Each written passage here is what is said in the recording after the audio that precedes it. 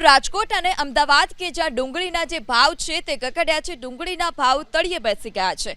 પોષણક્ષમ ભાવ ન મળતા અને હવામાન વિભાગની આગાહીને પગલે રાજકોટ માર્કેટ યાર્ડમાં ડુંગળીની આવક અને હરાજી બંધ કરવામાં આવી છે।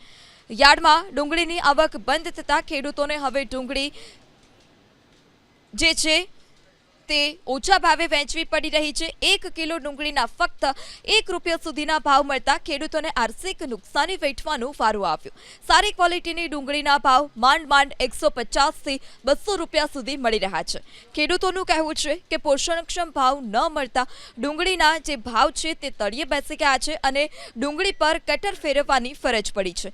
એક તરફ વરસાદનો માર તો બીજી તરફ આ પ્રકારે ભાવ ન મળતા ખેડૂતોને આર્થિક નુકસાન થઈ રહ્યું છે। અમદાવાદ એપીએમસીમાં પણ 1 કિલો ડુંગળીના ભાવ ₹5 થી ₹14 બોલાયા, પરંતુ એ જ ડુંગળી રિટેલ વેપારી સુધી પહોંચતા તે ડુંગળીના ભાવ ₹30 થી ₹35 પ્રતિ કિલો પહોંચી જાય છે, જેને લઈ ખેડૂતોને તો આર્થિક નુકસાની ભોગવવી પડી રહી છે। આ સાથે જ ગૃહિણીઓના બજેટને પણ અસર પડી રહી છે।